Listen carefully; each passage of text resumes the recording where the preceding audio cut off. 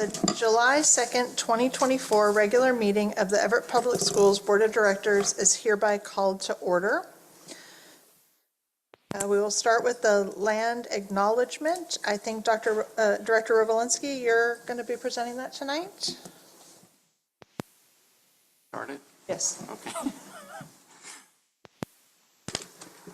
We acknowledge the original inhabitants of this area, the Dahoobs people and their successors, the Tulalip tribes. Since time immemorial, they have hunted, fished, gathered on, and taken care of these lands and waters. We respect their sovereignty, their right to self-determination, and honor their sacred spiritual connection with the land and water. In Everett Public Schools, we strive to create equitable outcomes and build a culture of inclusive belonging for all students, teachers, staff, and community. Thank you. Will you please rise for the Pledge of Allegiance? I pledge allegiance to the flag of the United States of America and to the republic for which it stands, one nation, under God, indivisible, with liberty and justice for all.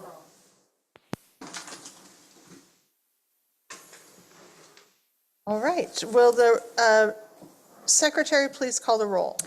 President Mitchell. Present. Vice President Herman. Present. Director Atkins. Director Mason. Present. Director Revolinsky. Present. Thank you. This moves us on to the adoption of the agenda. Dr. Saltzman, were there any changes to the agenda after it was published? Thank you, Madam Chair, Board Directors, and the public this evening. Yes, there was, Madam Chair. There's been one change to the agenda. Item 11.02, the personnel report, the report was updated. Thank you. Is there any objection to the meeting agenda being adopted by general consent? Seeing none, the agenda is adopted by general consent. Next moves us to recognitions. There is none for this meeting. That then moves us to the superintendent's report. Dr. Saltzman. Yes, thank you, Madam Chair and Board of Directors this evening. I would like to start off this evening just to thank the board, the public, and all staff in the Everett Public School System for a very thankful and productive and excellent school year. It takes everybody to do the great work, and everybody did. And I know that tonight on July 2nd, many people will be journeying on summer break, and I wish everybody a safe and summer vacation and looking forward to returning in August. At this time also, to show the great work of the end of the year, we have produced a video that I'd like to share with the public this evening. Dr. Chad Golden, who is here tonight, will start up the video, and you can see what we've accomplished this school year.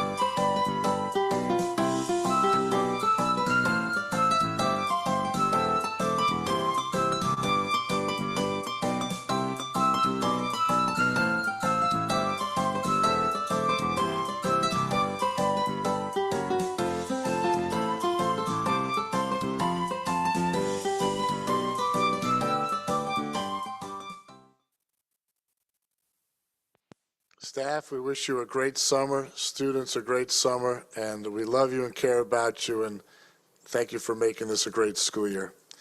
At this time, I have the privilege to turn it over to Mr. Chad Golden, Dr. Chad Golden.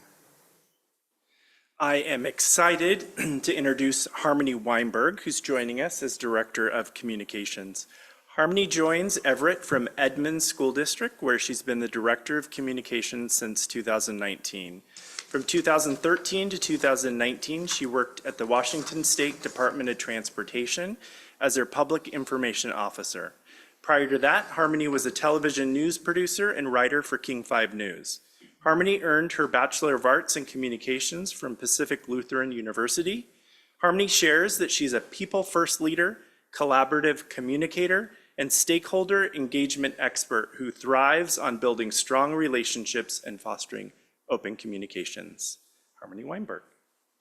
Hey, thank you so much. I just wanted to introduce myself. I'm just so happy to be here and thrilled for this opportunity. I'm excited to learn and grow and do great things here in Everett Public Schools. So thank you for this opportunity to serve this community. Welcome, Harmony, and go Lutes. Where'd I hear that? All right. Finally.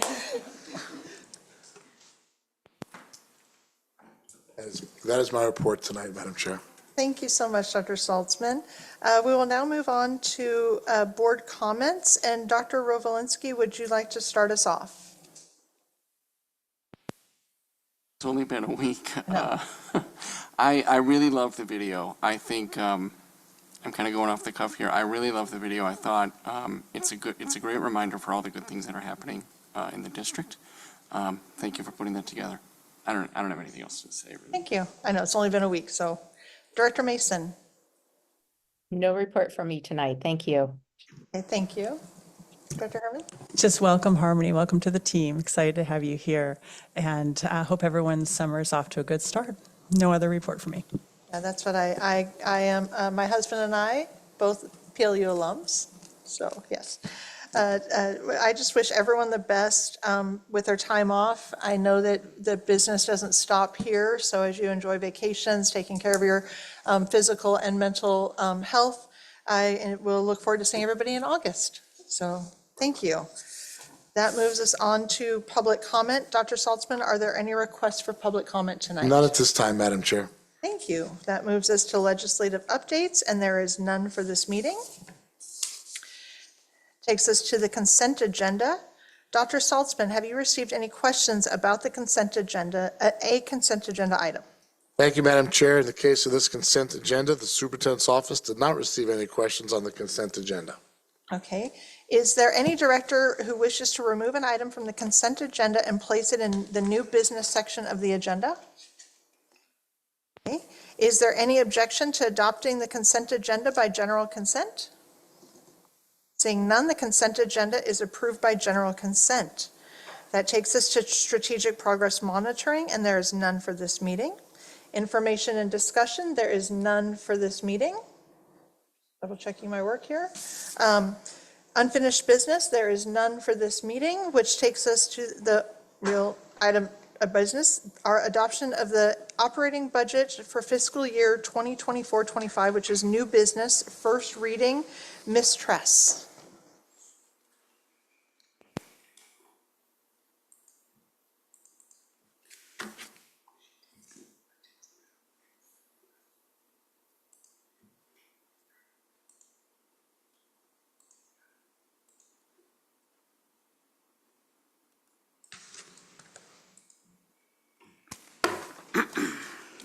Thank you, Board of Directors, Dr. Saltzman, President Mitchell. Tonight, I bring the first reading of the operating budget for the 24-25 fiscal year for information and discussion.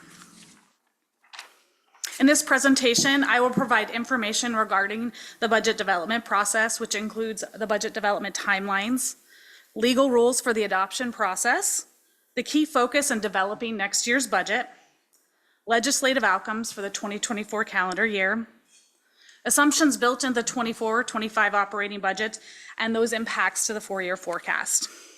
In addition, the board and the community will have an opportunity to review the preliminary operating budget for the general fund and the district's 4 other major comprehensive funds, including the capital projects fund, the debt service fund, the associated student body fund, and the transportation vehicle fund. This timeline illustrates the major budget development process throughout the calendar year. Budget development begins with engaging the district's enrollment consultant, Les Kendrick, and doing an internal analysis performed by the finance team. As the district reviews its enrollment, the finance team closely monitors legislative outcomes. We've had several opportunities also throughout the year to update the board and the community on the budget development process, with the orange date highlighted as board meeting or board budget study sessions. In addition, we've held the Fiscal Advisory Council with updated processes and other committees to receive feedback throughout the year, culminating to building a document that is provided to the state for review. Along with today's agenda, there's an accompanied attached document that, once adopted, will be submitted to the state as well.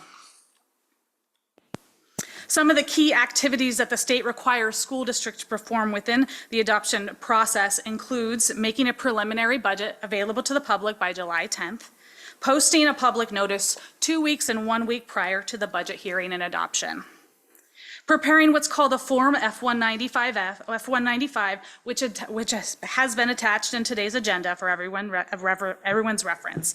It's a large document detailing reflected enrollment, staffing, planned revenues, and expenditures, ultimately culminating to the hearing and the adoption held on August 27th.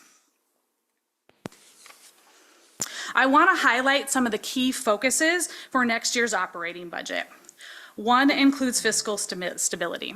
As I mentioned last year, last board meeting in June, what a difference a year makes. We had about $22 million in reductions last year. One of the things this district did, and I think did well, was go out early into the community so that we could help our staff through this reduction process. Ultimately, we were able to make staffing reductions primarily through resignations and retirements, and having only a reduction of force of less than 20 employees. This year, we've been focusing on fiscal stability and managing the overall district's expenditures. And when I say managing expenditures, we really are focusing on having our revenues, the difference between our revenues and expenditures, be within about 1% of fund balance, which for this district is about $4 million. In addition, we accomplished other priorities through reorganization of the central office staffing and reducing some of our material supplies and operating costs, totaling approximately $1.5 million. We've fully transitioned from one-time pandemic funding, and we'll be utilizing all of the funds allocated in this current fiscal year. And we're also focusing on some one-time expenditures in next year's budget that I'll discuss later on in slides. The district's capital projects fund is one of our other large funds, and that's focusing on a large number of planned projects that are supported by our 2022 capital levy to be managed simultaneously throughout next year. And one of those includes the Jackson Elementary replacement. As I mentioned, the district monitors the legislative outcomes throughout the budget development process, and there were some additional benefits that were provided from the state overall. The state allocated additional $1.1 million in funding annually. This is great news and a great start to closing some of the gaps. However, I want to highlight that although these gaps are closing, they still aren't fully funding some of the things that they're allocating these funds for. We received about $500,000 in our MSOCs, or our material supplies and operating cost allocation, and that doesn't even cover our insurance increase from last year, which was about $600,000. We also received increases in our prototypical staffing model for about $600,000 for this year and next year. And again, we do staff above and beyond the prototypical funding model. And I'd like to say that this does close the gap. However, we're still having some of those basic ed programs supported through our levies.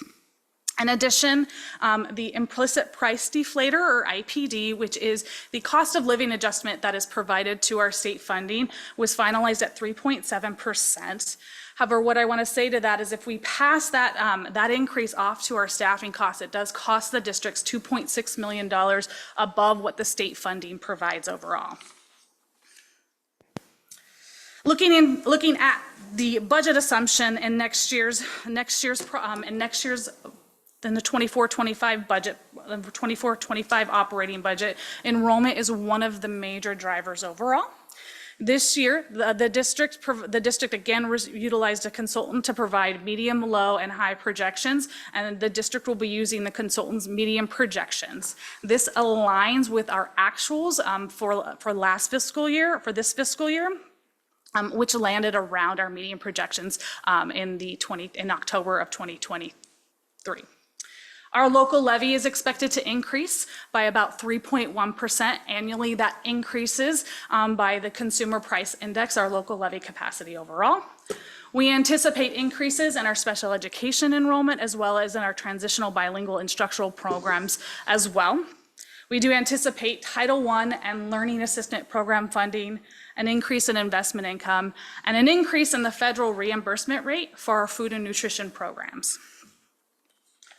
Looking at our assumptions for our overall expenditures, we do anticipate staffing cost increases by about 3.7%, as well as staffing increases due to an increase in enrollment. We actually have about a 25 certificated staffings adds due to increase in enrollment and increase in program funding. We did have some slight decrease in central staffing for reorganizations, and our benefit costs are anticipated to increase about 7% overall. We're seeing rising costs still in our MSOCs. Overall, we anticipate about a 5% increase in our MSOCs for our food and nutrition program cost, about 4.2% increase in our transportation expenditures, and a utilities increase of about 5.5%. And then our insurance premium is increasing by 8.8% overall. And then within our assumptions as well, we do have some planned one-time expenditures related to curriculum, equipment, and maintenance projects for the next fiscal year.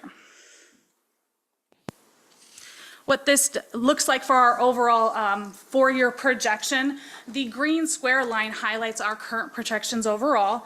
And as I mentioned in our last board meeting, we do anticipate our fund balance to be about 9.6% of our total expenditures for the end of this fiscal year. And that's really driven by favorable assumptions from enrollment, legislative outcomes, increased investment income, participation, and increased participation in our food and nutrition program. As we look at the future years, we see kind of a spend down of our fund balance. Really, in the next fiscal years, looking at kind of some planned one-time expenditures, as I mentioned before, and then no reductions in the 24-25 fiscal year.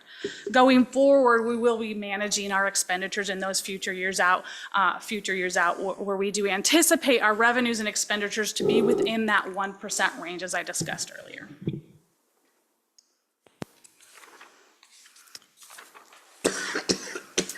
So looking at more details within that general fund, I'm going to start with just the details of enrollment. The top table is our October 1 head count, which drives our calculation to calculate the annual average student FTE, which is the calculator factor of driving state funding. We do anticipate an actual to budget increase in enrollment of about 52 students, which is a slight growth, but we're excited to see that it's growing from previous enrollment expectations where there was declines from the pandemic overall. From a budget to budget perspective, we anticipate about 168 more students from last year's budget.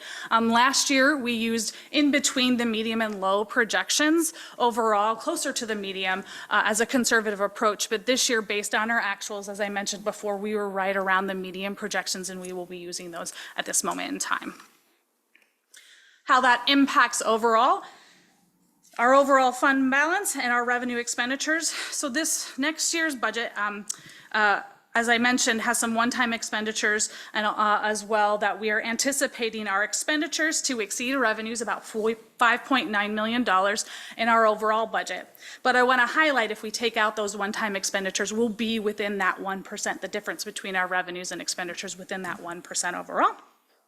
I still recommend that the district be prudent in managing expenditures outside of significant funding changes from the legislator.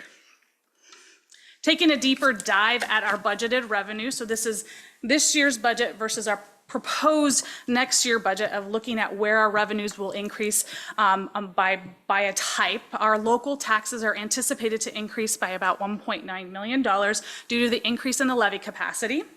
Our state general funding will increase for a couple of reasons. One, because of our funding allocation factors, which mainly is driven by IPD, as well as our enrollment increases overall. There's additional funding factors in there, but IPD is the primary driver.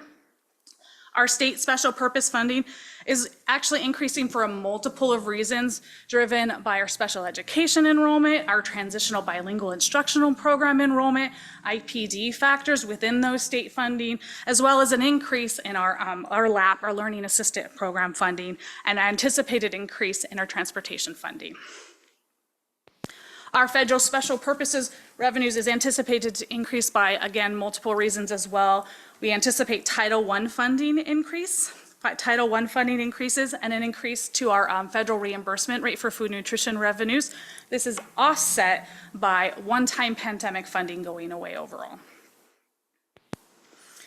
Our revenues from other sources are driven by our early learning programs, and so we do anticipate a minor increase in that programs from the revenues and other entities. And then our transfers and other sources are really increasing because of a contingency assumption we're putting in the budget related to our long-term subscriptions for IT arrangements of about $750,000. So overall, our budgeted state revenues, the state dollars really drive the majority of those revenues, about 76% of our overall total revenues.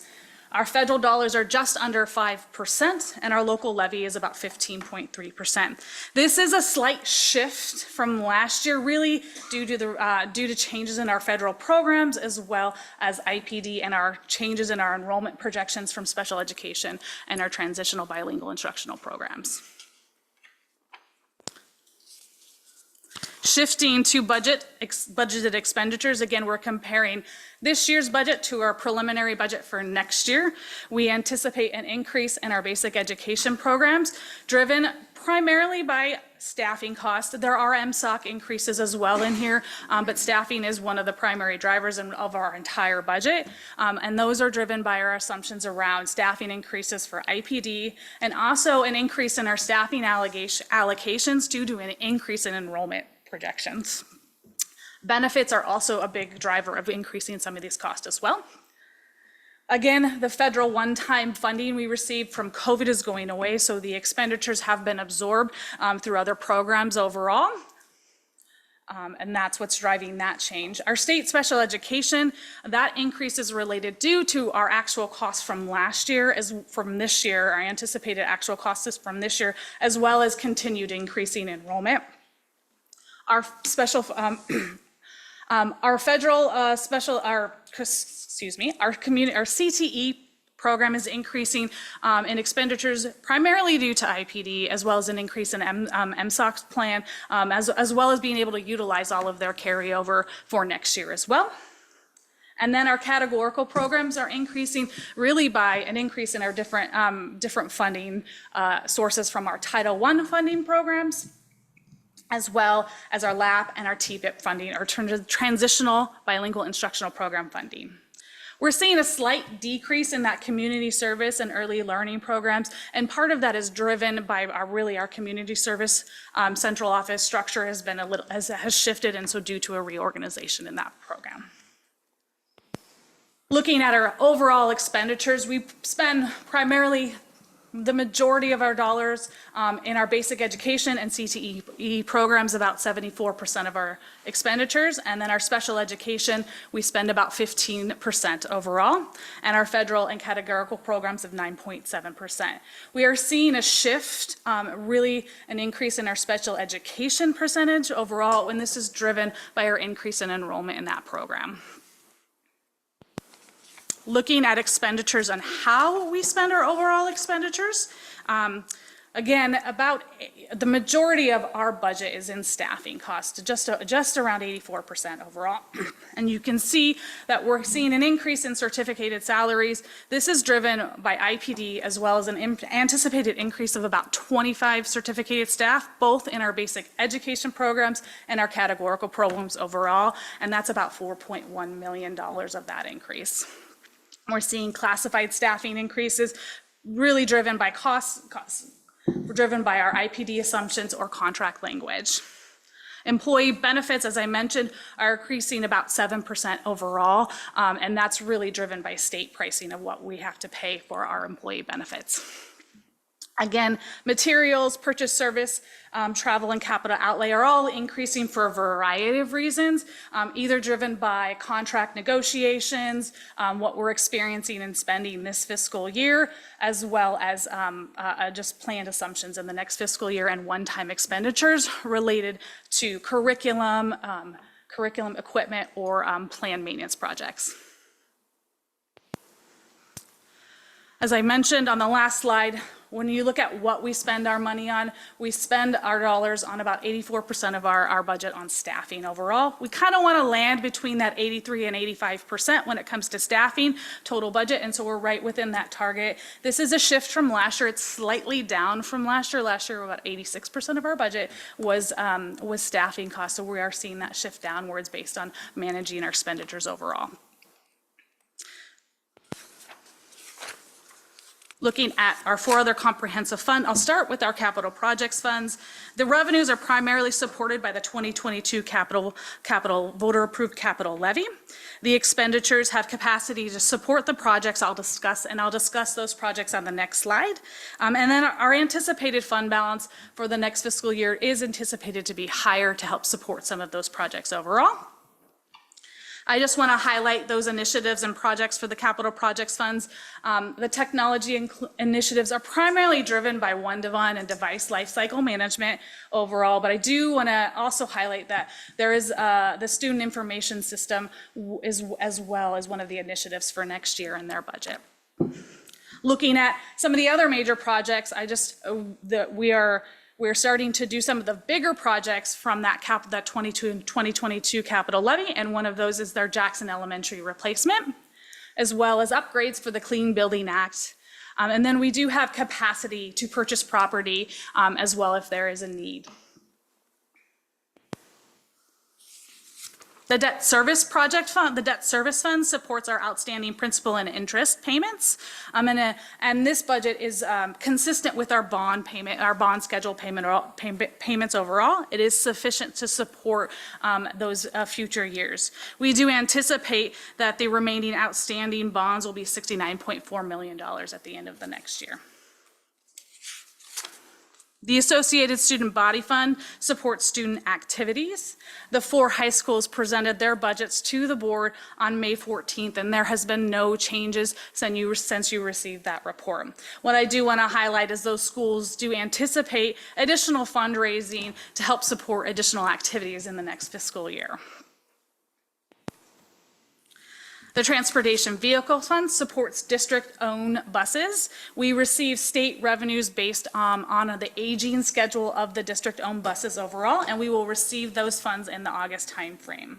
We have capacity to purchase 3 buses next fiscal year.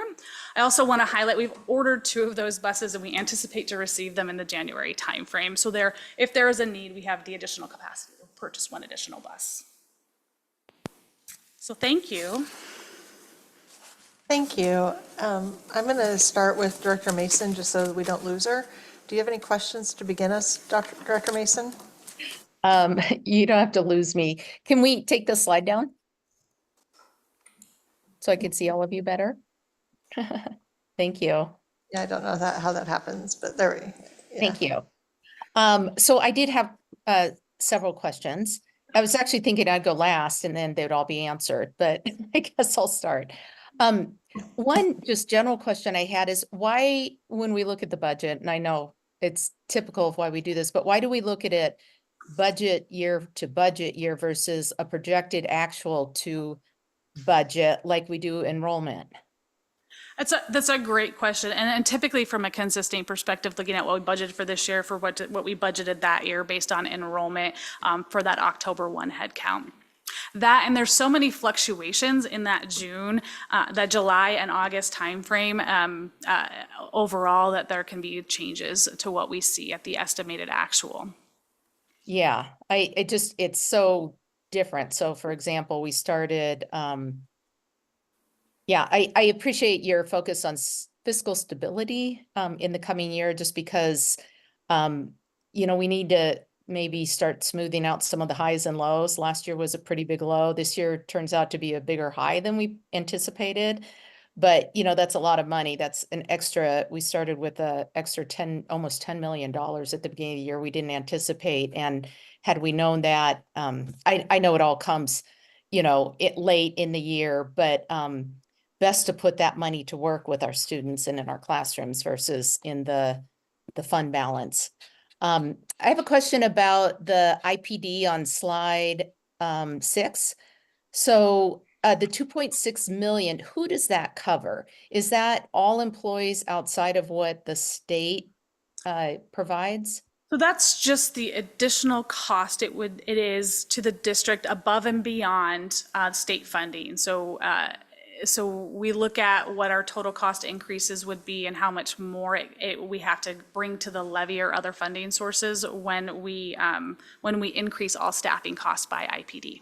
So can I ask a clarifying question? Because the previous statement, sorry, Caroline, because I was No, going to I was going to ask one too, so please. Yeah, it was because we have our staffing above what the prototypical school model, I really wondered, is that because we have extra counselors, because we brought in social workers, because we have more people in buildings, is that in some parts driving that 2.6? It's all of the above. It's both the number of staff and the total cost of staff are above and beyond. So about 15% of our staffing costs are funded through our local levy and our basic education program. And so when you provide IPD, you're always going to be paying more than what it's always going to cost you more than what the state funds you for. So was that 2.6 in our budget assumptions for 2023 and 24? It is, correct. It's in our 24, 25, it's in our next year budget assumption. So it's included in our total overall budget assumptions. But it was not for this year? No, it is each year. It's just identifying what IPD to pass IPD through. When do we find out, when does the state come through on a certainty of IPD? IPD and next year will be, it's typically after the legislative session ends. Okay, I was just curious because sometimes it's confusing, I think, to me and maybe the public that, that is money that we anticipated spending, the exact amount isn't always there. Whereas on slide 6, the other legislative outcomes were not anticipated funding that we expected to receive. So it's kind of mixing apples and oranges on one slide a little bit to me. But, and then I think that's really it for my questions. I would be interested in a future Friday report or some other method to find out what those planned expenditures, the one time, just some more detail on that. That would be great. So thank you. Thank you. And Caroline, just because you're not here, I didn't want to forget you. So after the other questions are asked, if anything comes around, please wave at me. Okay, if want to thank talk you. again. I appreciate Okay, that. any other questions or comments? Okay. Thank you. That was, I wanted extra time to study this, and so I used last year's, and I very much appreciate the changes you made in this year's presentation. I thought it was awesome. Thank you. I think I agree with Caroline a little bit on comparing. We have really good information about what's happened so far this year and where we expect to land this year. When we think about the assumptions that go into the current year's budget, especially when we've got, it's a pretty significant revenue and expenditure increase this year. The change in the fund balance, and I've been looking at budget performance over the last 5 years, and even, when you look at this, we kind of have a tendency to I can't think of a better word than sandbag, so I hate to use sandbag. But, you know, we really. I think Andy said prudent. Fair enough, prudent. But, you know, I mean, I think, I just look at this and I see that, you know, we consistently do better, right? We consistently do better across the board over the last 5 years to the tune of like 7.8 million last year. Or if the current year shakes out the way that your projections do, it's going to be 8.5 million.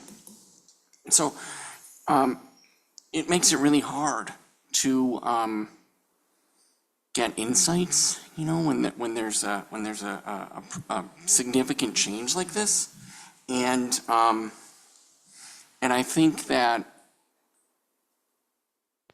now more than ever, especially when we see other people in the educational community or our peers that are doing the same thing across the state are struggling, I think you know, ending with a nearly 10% fund balance is.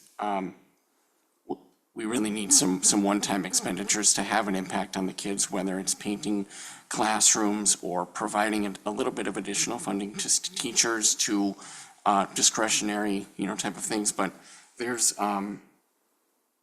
a lot. I feel like it's a lot. And then the only other thing I'll add, I know you mentioned conservative approach. Conservative approach is it's very common in accounting. Right? It's about financial reporting, conservatively reporting financials such that you're not overstating revenue. We should be objective operationally rather than conservative.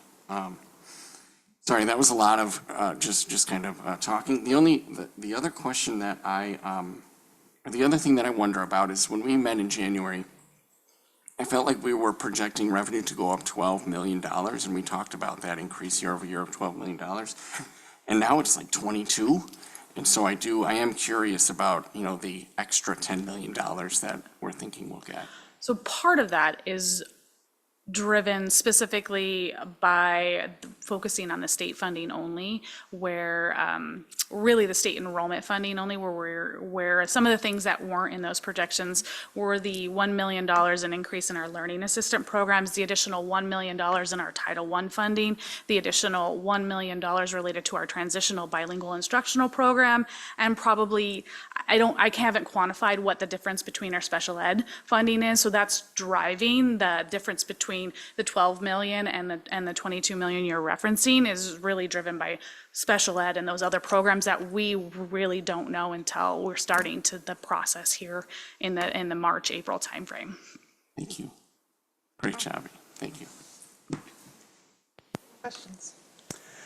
Thanks so much. It's nice that this is not really a surprise today because you've kept us informed all throughout the year. And it's been fantastic. I want to give a public thank you to our Fiscal Advisory Council. I was looking at some of their materials from the May meeting, and actually there was one slide I'm not sure we've seen that I thought broke down prototypical school model and the above and beyond. So that I thought was kind of interesting as well. ESD 189 has already seen this as part of the adoption process.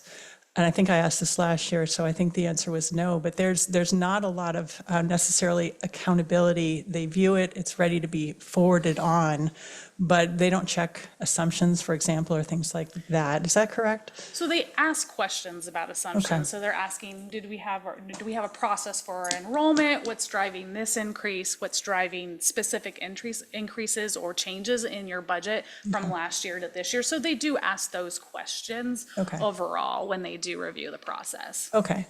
I was just curious how that all flowed. And then just to reiterate, the community services and early learning, because that went down and you were explaining that's sort of a reorg. So just to completely clarify, none of our programs are remaining the same for early learning. That's my understanding. It's more of a shift in coding or a shift in staffing in the community services, which is not related to that early learning programs. The way they match the coding in the state is they put those two together. Okay, Yes. exactly. That was another thing a month or two ago. There's a slide deck on coding changes for this year. And I imagine every year there's some shift in how the F-195 things are coded, which makes it appear maybe that funding is shifting around when really it is just a change in coding. And I think you've talked about that in the past.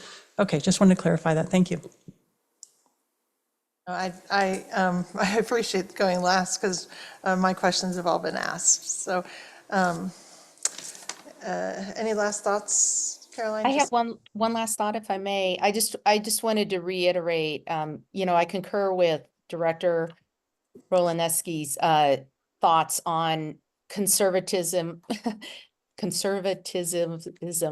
and being more practical. I just, when we cut 22 million and then we come out 10 million extra that we didn't totally anticipate, I feel like there's an opportunity in there just to put some of those dollars to work in our classrooms, which, especially when we look around at the surrounding districts, I would, and we're getting better at this. It's been a tough few years with a lot of changes in funding. And I also just want to say a huge thank you to Ms. Tress for all your work on this. You've done an excellent job of keeping us apprised, answering our questions, and keeping our district on track financially. I really appreciate it.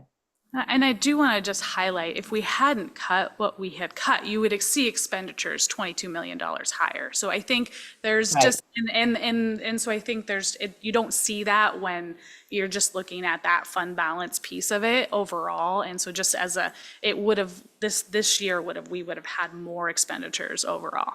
It is a difficult balance. It is. And you're doing a great job of managing it. So thank you. Thank you for your questions. I do appreciate them. Yeah, thank you. And I appreciate Director Mason thanking you for all your hard work. And I think we've done a very good job the past 2 years being very transparent when we have been low or anticipating low. And now that, oh my gosh, maybe we're feeling a little flush, but really how flush are we really? So that's a great point. So I'm going to move us to, I'm being kind of more formal than I've been on a few other things because this is the budget. Is there any objection to move the operating budget for fiscal year 24-25 to second reading by general consent? Can I ask a question about that? Yeah. Does that mean that the current version that we're seeing today is essentially locked in? Not necessarily, but I don't anticipate any major changes at this point in time. And outside of, we typically don't have any major changes from this. There might be some, but. And then, are there any objections to approving it by moving it to second reading by general consent? So seeing none, then the operating budget for fiscal year 24-25 is approved for second reading. And then, okay, sorry.